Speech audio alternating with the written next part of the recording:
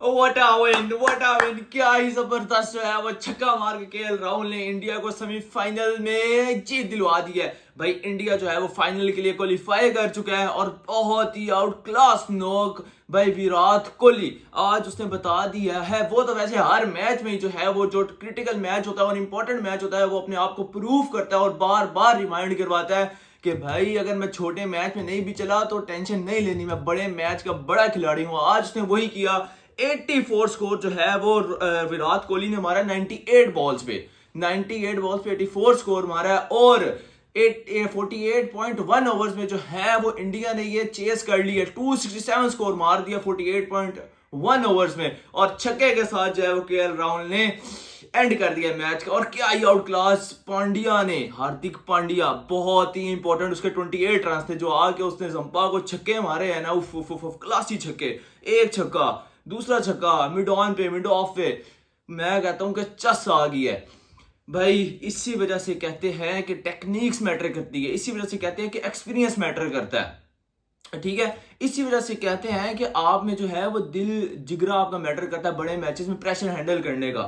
Australia जिनका जो record है कि आईसीसी इवेंट्स में बड़े मैचेस में वो जो है वो इंडिया को हमेशा डिफीट करते हैं, बीट करते हैं, लेकिन इस दफा हिस्ट्री कुछ और लिखी गई है और इंडिया ने ऑस्ट्रेलिया को हरा दिया है। सबसे पहले बात करें ना तो मुझे पर्सनली ये लगता है सबसे बड़ा जो लूप होल था ऑस्ट्रेलियन टीम में वो ये था कि इनकी बैटिंग लाइन तो ठीक थी, बैटिंग लाइनअप ठीक था, लेकिन इनके पास एक्सपीरियंस नहीं था बॉलिंग लाइनअप में।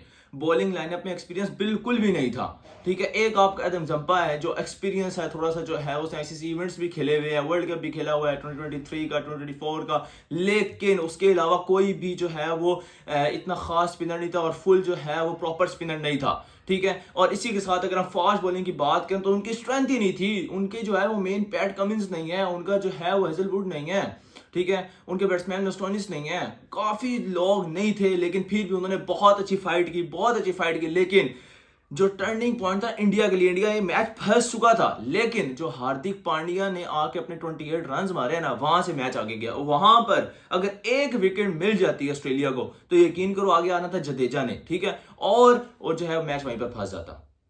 लेकिन सारा क्रेडिट जाता है विराट कोहली को, ठीक है, विराट कोहली को और साथ ही साथ इंडियन स्पिनर को और इंडियन मैनेजमेंट, इंडिया टीम की जो मैनेजमेंट है उनको भी सारा क्रेडिट जाता है जिन्होंने इतना माइंड लगाया।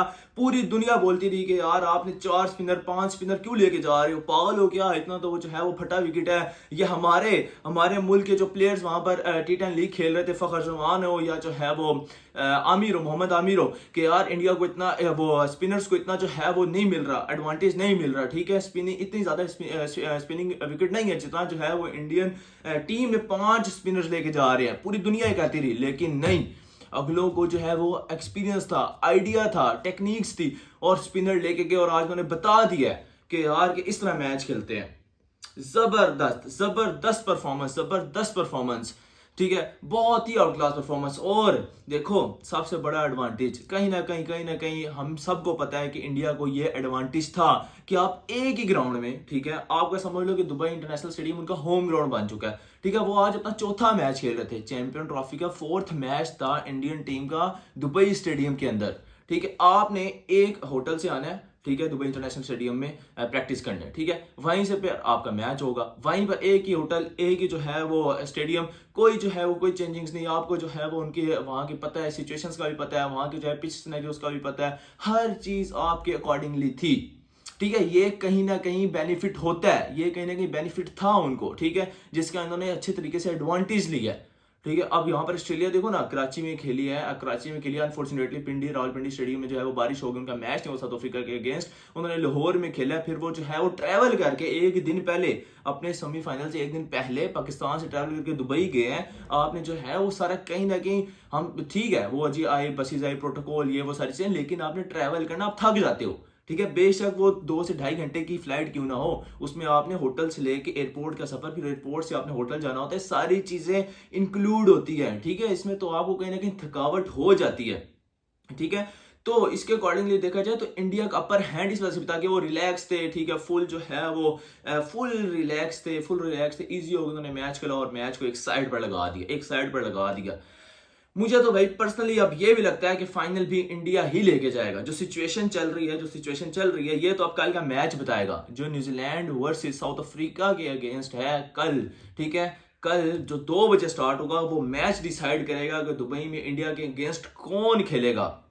लेकिन आज की जो बात करें, सबसे पहले जो है वो ट्रेविस हेड के साथ जो उनको सबसे बड़ा नुकसान हुआ है वो ये हुआ है कि जो शॉट था उनका, ओपनर जो हेड के साथ आता है, ट्रेविस हेड के साथ आता है, वो इंजर्ड हो गया अनफॉर्चुनेटली, ठीक है। उसकी जगह जो ओपनर आया उसने जो है वो इतनी परफॉर्मेंस 0 स्कोर, 9 बॉलों पे 0 स्कोर मारा है, जो हेड के साथ ओपनर आया था, ठीक है, कॉपर कनोली, ठीक है, ये आया। फिर उसके बाद जो है वो इलेबुशने ने जो है वो स्टीव स्मिथ का साथ दिया, लेकिन इतना स्कोर नहीं, 29 स्कोर मारे। फिर जॉश इंग्लिश भी 11 स्कोर पे आउट हो गया। फिर ग्लेन मैक्सवेल ने भी कुछ नहीं किया। तो ये 3 4 5 बैट्समैन ने आपको कुछ किया ही नहीं। जो आपका टोटल था वो डिफेंडेबल था, ठीक है, लेकिन इंडिया की मतलब समझ लो कि उनकी होम कंडीशन नहीं थी ना इंडिया की, ठीक है। उन्होंने 3 4 मैच एक ही जगह पे खेले हुए हैं, ठीक है, उनको हर चीज का आइडिया, तो उसके अकॉर्डिंगली ये रन्स कम थे कहीं ना कहीं, ठीक है।